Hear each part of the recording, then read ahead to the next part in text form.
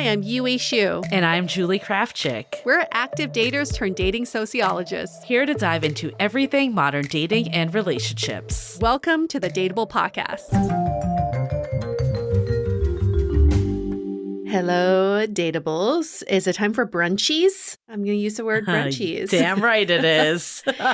But only if you use the word brunchies. Brunchies. That sounds so basic. Hey, you want to go to brunchies Saturday? Oh my God, please don't start that.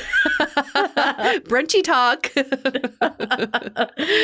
Well, we are back for another episode of Brunch Talk where we answer your burning dating questions. That is the goal of these episodes. They are weekly. They are on Sundays. They are shorter than our midweek podcast episodes, but we answer your burning questions and we get them done. Question for this Brunch Talk is the lack of experience a turnoff when it comes to dating?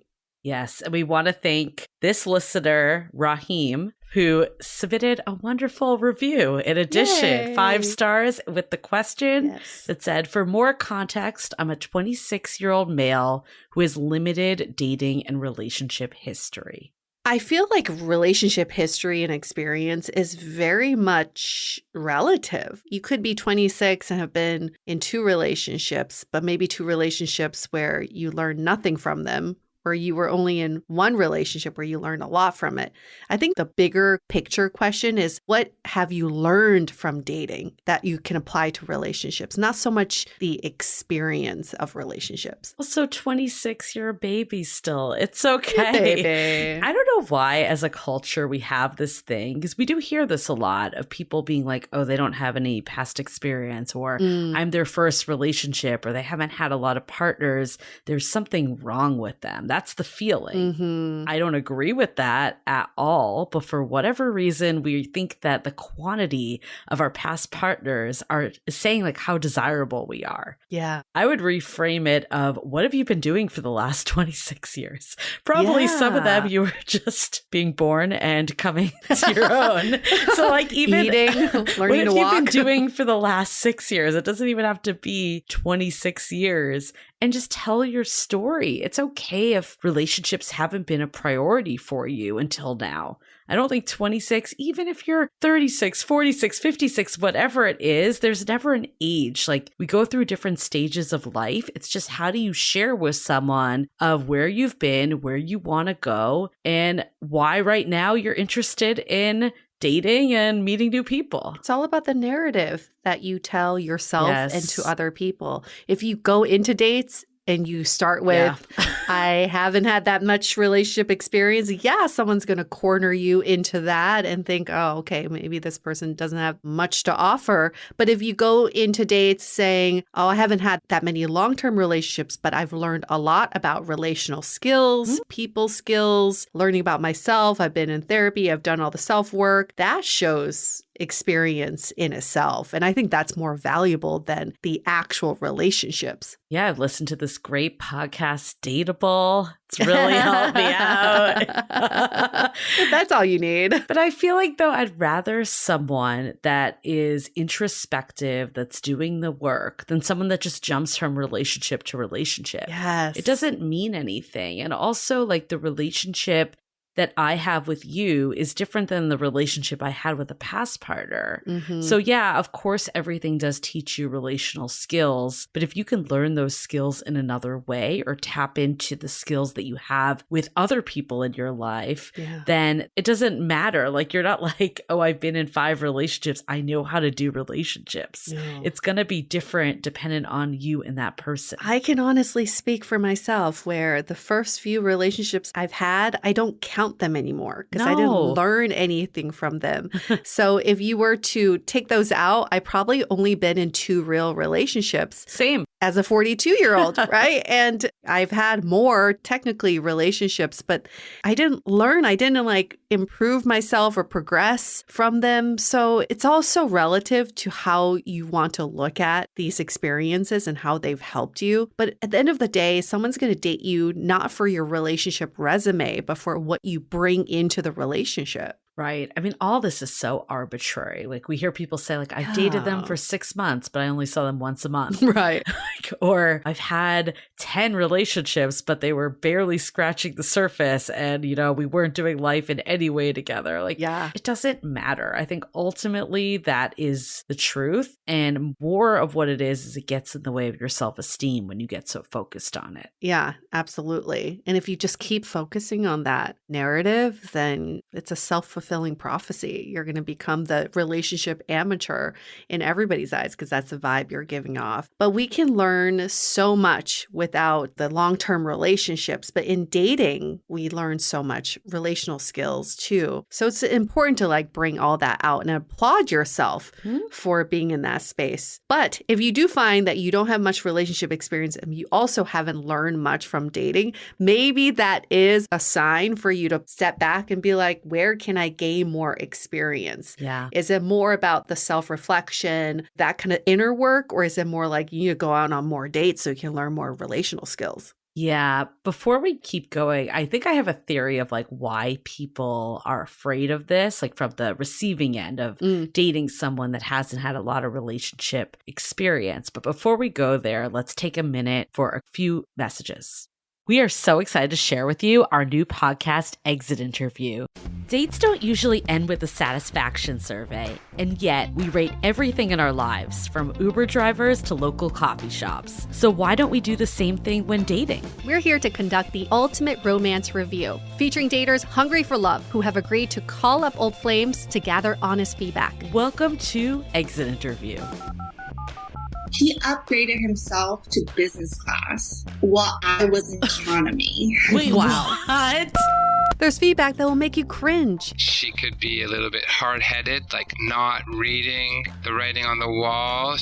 And feedback that will make you swoon. When she said that she had feelings for you. I had no idea. Really? And maybe you'll learn a thing or two yourself about how you can be a better dater, lover, or partner. Obviously, Neela's gonna learn something. I didn't expect this. Welcome to Exit Interview. Listen to Exit Interview on the iHeartRadio app, Apple Podcasts, or wherever you get your podcasts. Okay, so I think one of the things I've heard before is I don't want to teach this person. I don't want to have to tell them how it's done. And I don't think that if you haven't had a ton of relationships, you necessarily need to be taught. That being said, I think it's showing someone that you are capable, you're a good listener. You have these skills, unless you have no interaction with any human being, you've had these skills. I think that's where the fear is coming from, though. I'm going to have to do everything. I'm going to have to lead this relationship. Yeah. So how do you start to help someone get that out of their head that this could be an issue? Yeah, I can see that. Yeah, it's the other person doesn't want to be set back in starting a new relationship. But instead of thinking about it as a linear experience, think about where are your strengths that you can bring in? Where can you complement each other in your skill set? I think it's more important to highlight that than I have to teach you all the relational skills. Well, guess what? There's many more relational skills for us to learn in relationships, no matter how long you've been with someone. So that's not the main point here. You have to learn those together. But what are you bringing into this interaction? I also believe, I don't know, I have no proof for this. It's in dating, somehow you just match with people with similar relationship experiences. It's the way you present yourself and speak and the vibe you give off, you get other people who are like you. So if you are in a stage where you haven't had much of that relationship resume, you're probably going to attract someone else who's in the same boat. And then you two can explore that together. Yeah. And I mean, even if you don't, that's also assuming that people in relationships have it all figured out, which we know is not the case. I think it's seeing the positive of both too, is if you're fresher, maybe you're actually less jaded, or you're more curious, or you're more open to, figuring it out with your partner because you don't have this preconceived way of how a relationship could work. So I encourage people to see the positives of all situations. Of course, if you're matched with someone on the same experience level, that's one thing. But even if you're not, there's always positive if you see it. Julie, I want to know, you always describe yourself as a late-ish bloomer. Yeah. So did you ever feel this when you were seriously dating? I'm behind? Not really. I mean, I think also it's all relative too. Yeah. Like, I think late-ish, maybe I did it like the very early stages, like in my 20s and college, like coming out of college, maybe then I felt it like, oh, I need to catch up. But then after you get a few experiences under your belt, you realize that you know just as much as anyone else and you're not doing it more. So maybe it's just like that first hump of getting over it, of being like, oh, I can do this or I can go out with people. I just also like haven't felt like people have judged me in any way. Like I would say like my first time really falling in love was when I was 31. So while that's not like so old, it's not so young either. That's just not like the first relationship I was in, but I would say it's the first like serious one that like actually was reciprocal love. Actually, I should caveat reciprocal love. That's important. That is important. But I think like, you know, every experience builds on each other. Maybe that's actually a good way to segue it is like before that I had fallen in love, but it wasn't reciprocal. And then I'm like, oh, now I'm just moving up a notch. Like I'm growing. And like, that's the only way you can look at it. And see, that was such a great way to explain your dating history to someone. And I think for anybody who, we've heard this, like you're in your late 30s, early 40s, you've never been in a serious relationship, you're trying to get into one. What is the reason? There is always a reason. Maybe you prioritize your career for the last 10 years. Maybe you prioritize family. Maybe something happened in your life where you couldn't. We just need to fill in the blank. That's all. Like we just need to know where the gaps are. And like when you write your resume, if you took a gap year or you took some time off, you have to explain that to your employer. But there's always a reason. It's not like you're just sitting around like, oh, relationship's going to fall into my lap. No. So get accustomed to being able to paint that picture. Well, that was definitely my story. And I remember like being in therapy. Your question earlier is like, did this affect you? I'd say yes and no now that it's like coming back to me a little. It's like, it didn't affect me in the sense like I wasn't able to go out there and try. Like I think I got over that hump pretty easily. Yeah. But when things didn't work out, I think I went back to like when I did with my ex, the one I first fell in love with at 31, when that didn't work out, I was like, yep, it was too good to be true. Back to this single default status. I'm not the relationship person. And my therapist had to remind me, you moved across the country. You've been focused on work. Like you've been building a life. Yeah. It's not like you've just been trying to get into relationships and have zero luck. Like there was periods that just wasn't a priority and focus. And a lot of this, I would say most of it is our own perception. It's not actually the reality in any way. Yeah. Like just because that relationship didn't work out didn't mean that I was like